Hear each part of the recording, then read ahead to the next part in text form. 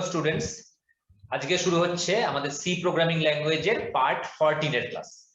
Part 14 আগের class পর্যন্ত আমরা ফাইনাইট লুপের প্রোগ্রাম করেছি এবং আজকে আমি বলেছিলাম, আগের ক্লাসের শেষে আমি বলেছিলাম যে আজকেও ফাইনাইট লুপের একটুখানি করে তারপর আমরা ইনফাইনাইট লুপে যাব, কিন্তু আমি সেটা একটু চেঞ্জ করলাম টপিকটা। আমি আজকে ইনফাইনাইট লুপের ক্লাস স্টার্ট করছি, কারণ ফাইনাইট লুপের যতটা প্রোগ্রামিং আমরা করেছি তাতে আমাদের যথেষ্ট পরিমাণ ফাইনাইট লুপ ব্যাপারটা কি সেটা বোঝা হয়ে গেছে। হ্যাঁ, এইবার তো প্রোগ্রামিং আসতে থাকবে, সেই অনুযায়ী আমাদের ইমপ্লিমেন্ট করতে হবে, সেটা ডিফারেন্ট। কিন্তু আমার মনে হয় যে আজকের ক্লাস থেকেই আমরা ইনফাইনাইট লুপটা স্টার্ট করলে বেটার হবে। তো ইনফাইনাইট লুপের প্রোগ্রাম দিয়ে আজকের ক্লাসটা আমি স্টার্ট করছি। তো চলো প্রথমে ডেভ সি প্লাস প্লাস সফটওয়্যারটা খুলে নিই। ইনফাইনাইট লুপ আমি লুপ শুরুর প্রথম দিকে বলেছিলাম, যখন 9 নম্বর ক্লাসে লুপ শুরু হচ্ছিল সেই সময় আমি বলেছিলাম যে লুপ 3 রকমের হয়, একটা হয় ফাইনাইট লুপ, একটা হয় ইনফাইনাইট লুপ, আর একটা হয় নেস্টেড লুপ। ফাইনাইট লুপের প্রোগ্রাম আমরা লাস্ট 4-5টা ক্লাস ধরে দেখছি যে কি ধরনের প্রোগ্রামিং আমরা ফাইনাইট লুপ দিয়ে করতে পারি, যে যেখানে লুপটা চলতে চলতে তার একটা সার্টেন লিমিটস আছে, একটা নির্দিষ্ট সময় পর লুপটা যখন নিজের থেকে শেষ হয়ে যাবে সেটাকে আমরা বলি ফাইনাইট লুপ। ইনফাইনাইট লুপ হচ্ছে একটা লুপ শুরু হবে কিন্তু সেটা শেষ কখন হবে সেটা ডিপেন্ড করবে ইউজারের উপর। মানে প্রোগ্রামার প্রোগ্রামটা এমন ভাবে করবে যে কখন থামাতে হবে সেটা ইউজারকে দিয়ে দেবে, প্রভিশনটা ইউজারকে দিয়ে দেবে। তো সেটাকে আমরা বলি ইনফাইনাইট। ঠিক আছে, আমি একটা ছোট্ট এক্সাম্পল দিচ্ছি ইনফাইনাইট লুপের। ধরো আমরা যখন কোনো গেম খেলছি, কম্পিউটার প্রোগ্রামিং একটা গেম আমরা খেলছি। তো গেম খেলছি মানে কি, একটা প্রোগ্রাম রান করছে বলেই তো গেমটা চলছে। তা গেমটা কখন বন্ধ হবে সেটা তো ডিসাইড করে কে? যে গেমটা খেলছে সে। এবার সে 5 মিনিট খেলে বন্ধ করতে পারে, কি 8 ঘন্টা খেলে বন্ধ করতে পারে, কি 1 ঘন্টা খেলে বন্ধ করতে পারে। অর্থাৎ এই যে কন্ট্রোলটা ইউজারকে দিয়ে দেওয়া হয়েছে, মানে গেমটা তো বানিয়েছে কোনো প্রোগ্রামার বা কোনো গ্রুপ অফ প্রোগ্রামার্স যারা গেমটা তৈরি করেছে, কিন্তু তারা প্রভিশনটা ইউজারকে দিয়ে দিয়েছে যে ইউজার চাইলে ইচ্ছামতো সময় গেমটা বন্ধ করতে পারবে।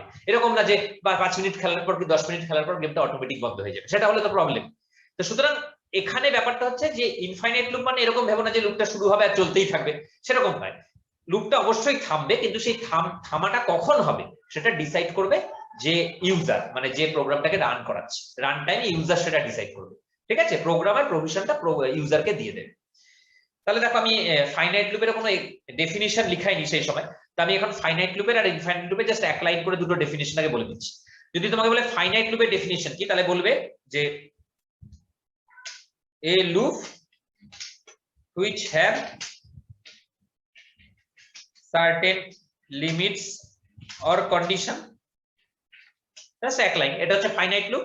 আর ইনফাইনাইট লুপের ক্ষেত্রে হবে এই জিনিসটাই হবে, শুধু হবে a loop which have no certain limits or condition। ঠিক আছে, তার মানে সেকেন্ড লাইনটা যেটা a loop which have no certain limits or condition, this is the example of infinite loop। ঠিক আছে, তা কিরকম ব্যাপারটা একটুখানি আমি আগে একটা এক্সাম্পলে দেখি ব্যাপারটা কিরকম।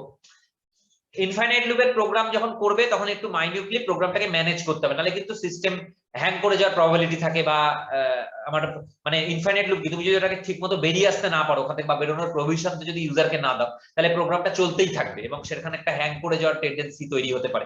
ডেভ সি তে সেটা হয় না, কিন্তু তুমি যদি টার্বো সি ইউজ করো বা আদার্স কোনো সি কম্পাইলার ইউজ করো, সেখানে কিন্তু ইনফাইনাইট লুপকে ঠিকভাবে ম্যানেজ না করা গেলে হ্যাং করে যেতে পারে সিস্টেম। তো সেক্ষেত্রে তোমাকে আবার রিস্টার্ট করতে হবে, তা সেইটা একটু খেয়াল রাখতে হবে। তা আমি বলছি, দেখো ধরো আমি একটা সিম্পল একটা প্রোগ্রাম লিখছি।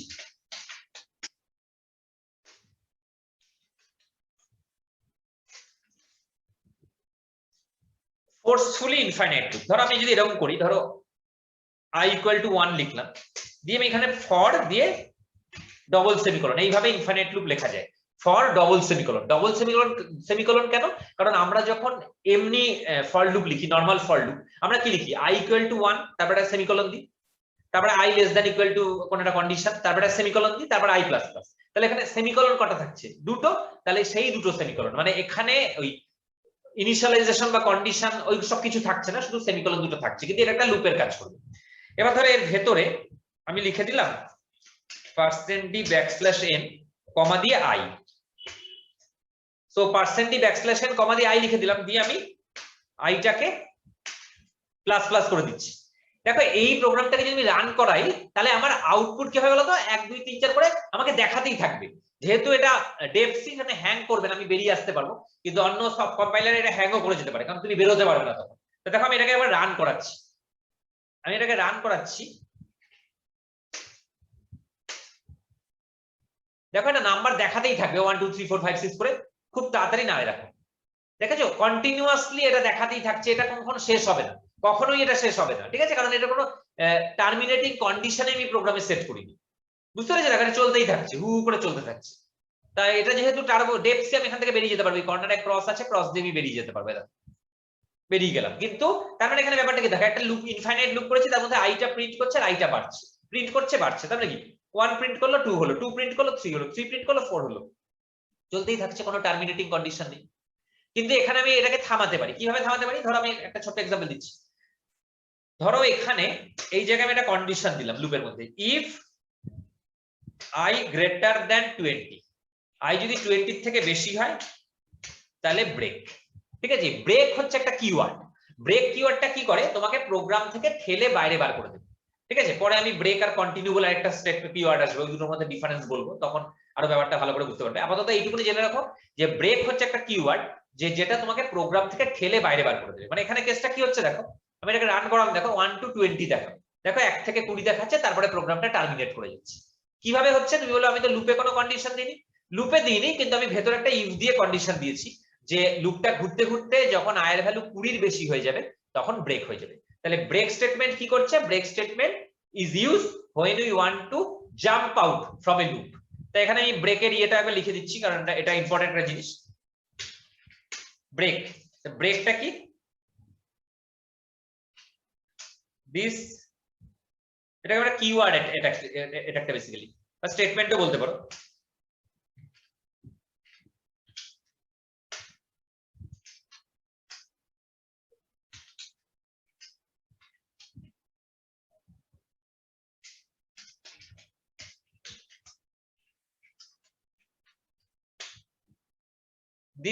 this statement বা ব্রেক স্টেটমেন্ট লেখো। Break statement is used when we want to jump out from a loop। একটা লুপ থেকে যদি আমরা ফোর্সফুলি জাম্প করতে চাই, বাইরে বেরিয়ে আসতে চাই, তখন ব্রেক স্টেটমেন্টটা ইউজ হয়। তা দেখতে পেলে এটা একটা জাস্ট ইনফাইনাইট লুপের আমি একটা এক্সাম্পল দেখালাম, কিন্তু এই প্রোগ্রামটা আমি ইনফাইনাইট লুপ দিয়েই করতে হবে এরকম কোনো মানে নেই, এটা আমি নরমাল যে কোনো ভাবেই করতে পারি। আমরা ইনফাইনাইট লুপ দিয়ে করতে হবে এরকম একটা প্রোগ্রাম, মানে কাজে কি লাগবে ইনফাইনাইট লুপে সেরকম একটা প্রোগ্রামিং এক্সাম্পল করি। তার আগে আরেকটা জিনিস বলে দিই যে এখানে ফর দিয়ে যেমন আমরা এইভাবে ইনফাইনাইট লুপটা লিখি, তেমনি হোয়াইল দিয়েও লেখা যায়। হোয়াইল দিয়ে আমরা ফোর্সফুলি ইনফাইনাইট লুপ এইভাবে লিখতে পারি, হোয়াইল ব্র্যাকেটে 1, এইটাও একটা ইনফাইনাইট লুপ। হোয়াইল ব্র্যাকেটে 1 বলতে এখানে ট্রু বোঝাচ্ছে, তাহলে হোয়াইল ব্র্যাকেটে ট্রু ও লেখা যায় বা 1, তো দেখো একই কাজ হবে, কারণ এটাও একটা ইনফাইনাইট লুপের কাজ করছে, দেখো 1 to 10 20 প্রিন্ট করছে, সো এটাও একটা ইনফাইনাইট লুপের কাজ করছে, আবার ফর ডবল সেমিকোলন একটা ইনফাইনাইট লুপের কাজ করছে। আবার তুমি অন্যভাবেও ইনফাইনাইট লুপ লিখতে পারো, মানে এরকম নয় যে তোমাকে ফর ডবল সেমিকোলন দিয়ে লিখতে হবে, তুমি এমন ভাবে লুপটাকে প্লেস করলে যে লুপটার কন্ডিশনটা কোনোদিন স্যাটিসফাই করছে না। তারপরে তুমি ধরো এরকম একটা লিখলে, ধরো ফর i equal to 1 বা i equal to 1 টাকে তুমি এখানে রেখে দাও, আমি হোয়াইল দিয়ে দেখাচ্ছি ফন্টটা। ধরো আমি এরকম লিখলাম while 2 less than 1, 2 greater than 1, while 2 greater than 1 এরকম একটা লিখে তার ভেতর আমি করলাম। তো দেখো এটাও দেখো আমাকে 1 to 20 দেখাও, এই দেখো 1 to 20 দেখাচ্ছে। তাহলে এই 2 greater than 1 ব্যাপারটা কি? 2 greater than 1 মানে 2 একটা ভ্যালু, 1 একটা ভ্যালু, তা 2 তো সব সময় 1 এর থেকে বড় থাকবে, তো 2 সব সময় 1 এর থেকে বড় থাকবে, কোনোদিনও তো 2 1 এর থেকে ছোট হবে না, তার মানে এটা একটা ইনফাইনাইট। অর্থাৎ কন্ডিশনটাকে তুমি এমন ভাবে প্লেস করো যেই কন্ডিশনটার কোনোদিন শেষ হবে না, সেটাও সেইভাবে আমরা ইনফাইনাইট লুপ করতে পারি, না হলে ব্র্যাকেটে while 1 বা ফর ডবল সেমিকোলন দিয়েও আমরা ইনফাইনাইট লুপ করতে পারি, ঠিক আছে? আচ্ছা চলো এবার আমরা একটা ভালো প্রোগ্রামিং দেখি, যেটা ইনফাইনাইট লুপের একটা এক্সাম্পল হিসেবে আমরা বলতে পারবো যে হ্যাঁ এটা একটা ইনফাইনাইট লুপের এক্সাম্পল। এবার একটা ভালো প্রোগ্রাম দেখি। কোশ্চেন লেখো,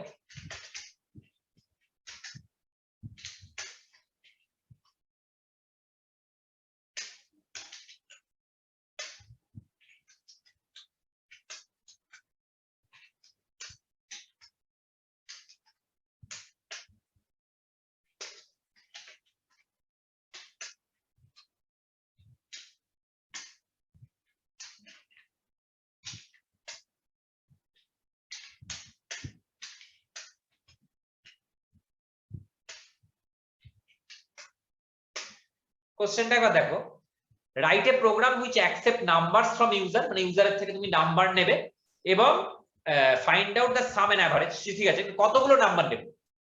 programme will terminate when user input 0, তার মানে তুমি যতক্ষণ 0 না দিচ্ছ ততক্ষণ পর্যন্ত প্রোগ্রাম তোমার কাছ থেকে ইনপুট নিতেই থাকবে। এবার তুমি 5টা নাম্বার দেওয়ার পর 0 দিতে পারো, 20টা নাম্বার দেওয়ার পর 0 দিতে পারো, 100টা নাম্বার দেওয়ার পর 0 দিতে পারো, যতক্ষণ 0 না দিচ্ছ ততক্ষণ পর্যন্ত তোমার কাছ থেকে প্রোগ্রাম ইনপুট নিতেই থাকবে। যেই মাত্র 0 দেবে তৎক্ষণাৎ প্রোগ্রাম তোমার কাছ থেকে ইনপুট নেওয়া স্টপ করবে এবং যে কটা নাম্বার তুমি ইনপুট নিয়েছো তার এগেইনস্টে তোমাকে সাম দেখাবে, এভারেজ দেখাবে। বুঝে গেছে? তো চলো প্রোগ্রামটা আমি করি। তো এখানে আমার দেখো এই প্রোগ্রামটা করতে গেলে কোশ্চেনসটা উপরে থাক। এখন এই প্রোগ্রামটা করতে গেলে আমার ভেরিয়েবল কি কি লাগবে? নাম্বারের জন্য একটা ভেরিয়েবল লাগবে, কারণ আমি যে নাম্বারগুলো ইনপুট নেব একটাই ভেরিয়েবল লাগবে। আর আইটাই এখানে কিছু লাগবে না। আর সাম লাগবে, s ইকুয়াল টু 0 আর av এভারেজ। তুমি চাইলে এটাকে ফ্লোটেও করতে পারো, ফ্লোটেই করো। তাহলে n নিলাম, s ইকুয়াল টু 0 আর এভারেজ নিলাম।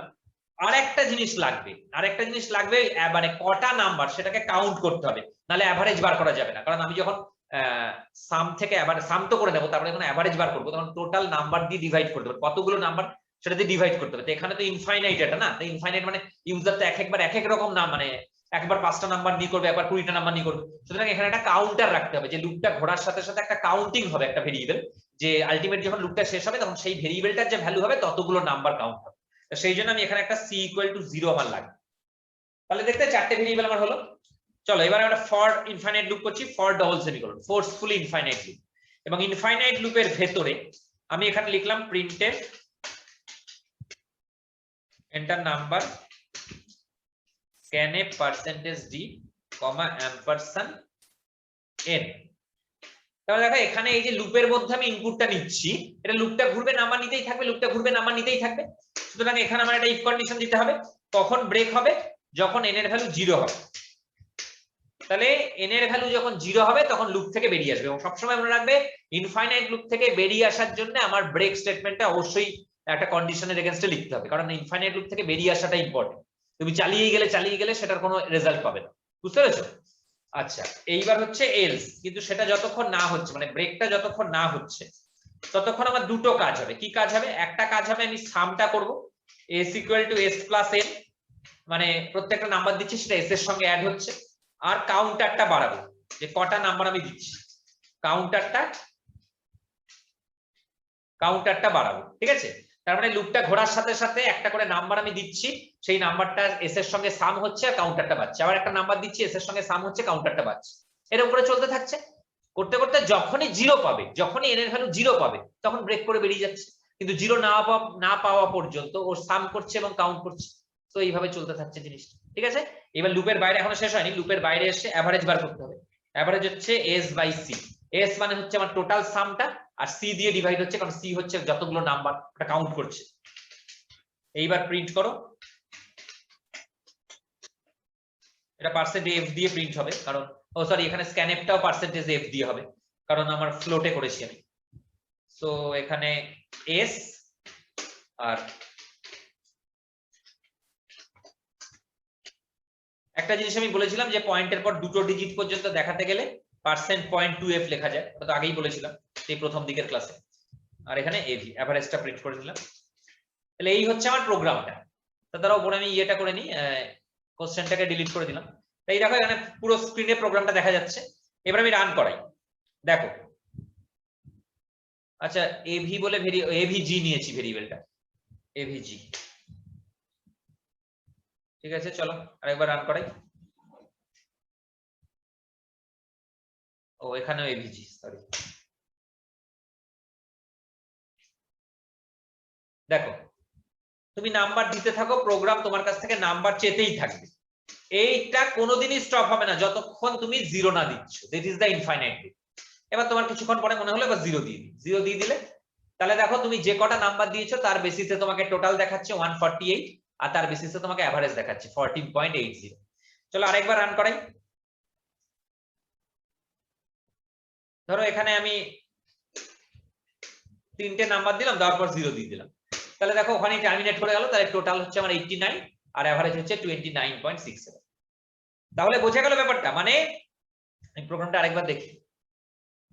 একটা ইনফাইনাইট লুপের ভেতরে আমি নাম্বার নিচ্ছি, যদি 0 হয় তাহলে তৎক্ষণাৎ ব্রেক করে বেরিয়ে যাবে, আর যদি 0 না হয় তাহলে সাম হবে, আবার কাউন্টারটা বাড়বে, আবার চেক করবে, আবার 0 হলে ব্রেক করি, 0 না হলে আবার, মানে যতক্ষণ 0 না হচ্ছে সাম হচ্ছে কাউন্টার বাড়ছে, সাম হচ্ছে কাউন্টার বাড়ছে।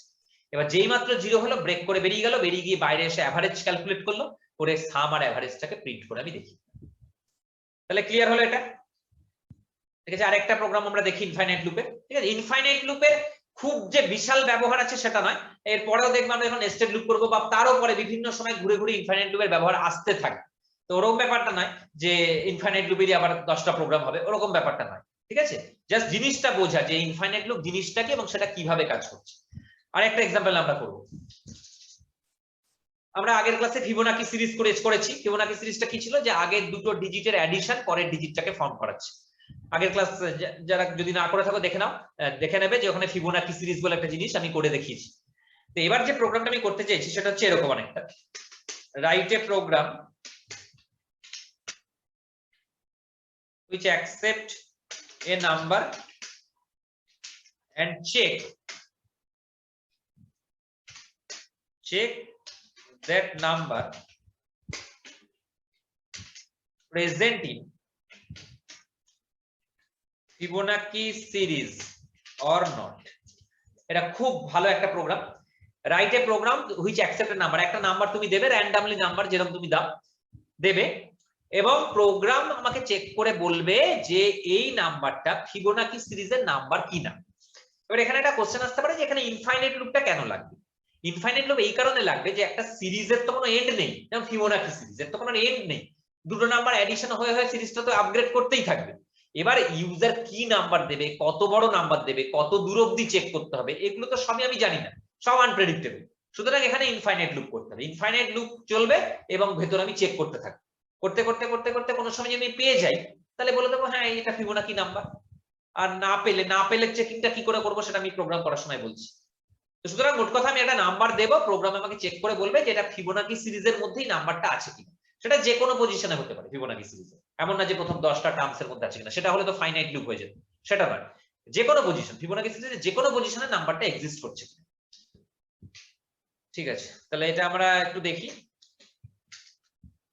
একটা n নিলাম, আর ফিবোনাকি সিরিজ ফর্ম করানোর জন্য তো আমার এইগুলো লাগে, a = 0, b = 1 আর c, এগুলো তো লাগে। আর n টা নিলাম ইনপুট, ইউজারের থেকে নেব, এটা তো আগেই নিয়ে নেব, আমরা একটাই নাম্বার আগে ইনপুট নিয়ে নেব।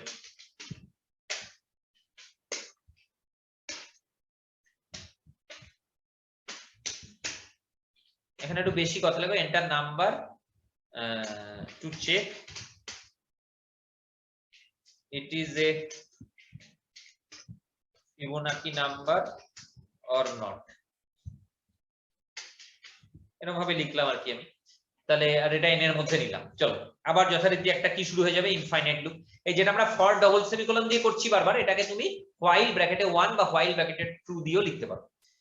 তাহলে হলো এইবার হচ্ছে ফিবোনাকি সিরিজের যে লজিকটা, ফিবোনাকি সিরিজের লজিকটা আমি একবার এখানে আলাদা করে আমি তলায় জাস্ট একবার লজিকটা লিখে দিচ্ছি, তাহলে এটাতে আমার বোঝাতে সুবিধা হবে। নরমাল যদি আমরা প্রথম 10টা ফিবোনাকি নাম্বার দেখতে চাই, এটা আমি পরে মুছে দেবো, জাস্ট আমি লজিকটা বোঝানোর জন্য আবার লিখছি। যে আগের ক্লাসটাতে করিয়েছিলাম 10টা ফিবোনাকি নাম্বার ধরে আমি দেখবো, তাহলে আমরা নরমাল কেসটা কি করি, প্রথমে আমরা এটাকে প্রিন্ট করি, এটাকে প্রিন্ট করি, করার পর আমরা লিখি c = a + b, তারপর আমরা লিখি a = b, b = c। যদি ভুলে গিয়ে থাকো আগের ক্লাসটা একবার দেখে নেবে, ঠিক আছে? তাহলে ওখানে আমরা পুরো এক্সপ্লেনেশনটা করা আছে ফিবোনাকি সিরিজটা কি করে হচ্ছে, তো এখানে আমি আর এক্সপ্লেন করছি না সেটা। তো এইটা ছিল আমার ফিবোনাকির লজিক, মানে এখানে এটা হচ্ছে আমার ফিবোনাকি নাম্বার জেনারেট করছে। তো এক্ষেত্রে কি হবে, এখানে এটা আমার ফিবোনাকি নাম্বার আর এনটা যেটা ইউজার দিচ্ছে, তাহলে এখানে প্রথমেই আমি একটা চেকিং রাখবো যে এটা n এর সমান কিনা। এটা যদি n এর সমান হয় তাহলে আমি প্রিন্ট করব যে yes it is a Fibonacci number হয়ে ব্রেক করে দাও। ব্রেকটা নেসেসিটি, কারণ তুমি ইনফাইনাইট লুপের মধ্যে আছো, এটা বারবার বলছি কি হলো এলসি। এইবার এরকম তো হতে পারে যে নাম্বারটা ফিবোনাকি নাম্বার হলো না, হতেই পারে যে তুমি যে নাম্বারটা দিলে সেটা ফিবোনাকি নাম্বার না। তা সেক্ষেত্রে কি করে এটা আমি বুঝবো যে নাম্বারটা ফিবোনাকি নাম্বার না? ওটাও তো বুঝতে হবে, নাহলে তো ফিবোনাকি নাম্বার যদি না পায় তাহলে তো লুপটা চলতেই থাকবে। ফিবোনাকি নাম্বার না এটা আমরা বুঝবো কি করে? আমার ফিবোনাকি সিরিজটা কোন ভেরিয়েবল দিয়ে জেনারেট হচ্ছে বলো? a দিয়ে জেনারেট হচ্ছে, তাহলে এটা হচ্ছে আমার ফিবোনাকি নাম্বারটা আসতে থাকছে, আর এন হচ্ছে যেটা আমি দিয়েছি যে ফিবোনাকি কিনা চেক করার জন্য। এবারে এটা জেনারেট হতে হতে হতে হতে যখন এন এর থেকে বড় হয়ে যাবে, মানে এটা জেনারেট হতে হতে ধর যখন এন এর থেকে বড় হয়ে যাবে, তার মানে কি, তার মানে এনটাকে পাবার আর কোনো সম্ভাবনা নেই, তার মানে এটা ফিবোনাকি নাম্বারের না, তার ফিবোনাকি নাম্বারের মধ্যে নাম্বারটা আসছে, তার মানে এ যখন এন এর থেকে বড় হয়ে যাবে। বুঝলে কি ব্যাপারটা? নাহলে আমি আরেকবার বলছি, দেখো ধরো তুমি একটা নাম্বার দিয়েছো 5, এবার 5 ফিবোনাকি নাম্বার, সেখানে তো মিলে যাবে এ আর এন একটা সময়, কারণ দেখো 0 1 0 আর 1 1 1 আর 1 2 2 আর 1 3 3 আর 2 5, তাহলে 5 ফিবোনাকি নাম্বার। কিন্তু ধরো তুমি এখন তুমি দিলে 6, এবার 6 তো ফিবোনাকি নাম্বার না, কেন? 5 অবধি আসবে, এবার 5 এর পর 5 প্লাস 3 8 হয়ে যাবে, তার মানে কি এটা বেড়ে 8 হয়ে গেল, কিন্তু এনটা তো স্টিল 5 আছে, তাহলে এ যখন এন এর থেকে বড় হয়ে যাবে, বুঝলে ব্যাপারটা? এবার তখন দেখাবে no it is not a Fibonacci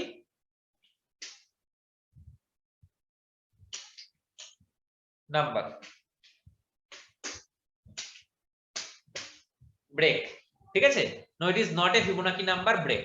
ঠিক আছে, এলস, এলস পার্টে হচ্ছে ফিবোনাকির যে লজিকটা সেটা হবে, ফিবোনাকির লজিক এই যে এই তিনটা লাইন, c equal to a plus b, a equal to b, b equal to c। তাহলে এখানে হবে c equal to a plus b, a equal to b, আর b ইকুয়াল টু c। বুঝলে কেসটা? তাহলে আমি এই তলার পার্টটাকে ডিলিট করে দিই, আর একটা ব্রেস ক্লোজ হবে। তাহলে দেখো এখানে ইনফাইনাইট লুপ একটা ঘুরছে, যদি ঘুরতে ঘুরতে এর ভ্যালুটা এন এর সাথে সমান হয়, তাহলে yes it is a Fibonacci series print করবে, করে ব্রেক করে বেরিয়ে যাবে। যদি সমান না হয়, ঘুরতে ঘুরতে ঘুরতে ঘুরতে যদি এটা এন এর থেকে বড় হয়ে যায় কোনো সময়, তাহলে no it is not a Fibonacci number করে ব্রেক করে বেরিয়ে যাবে। আর দুটোর যখন একটাও হচ্ছে না, তখন লুপটা ঘুরবে, লুপটা ঘোরার সাথে সাথে ফিবোনাকি নাম্বার জেনারেট হবে। আর ফিবোনাকি নাম্বার জেনারেট হবে বলতে c equal to a plus b, a equal to b, b equal to c, ওইভাবে জেনারেট হবে। তো চলো এবার আমি রান করাই। ও আমি উপরের প্রোগ্রামটাকে রেখে দিয়েছি, ওটাকে ডিলিট করতে হবে, কোশ্চেনটা দাঁড়াও।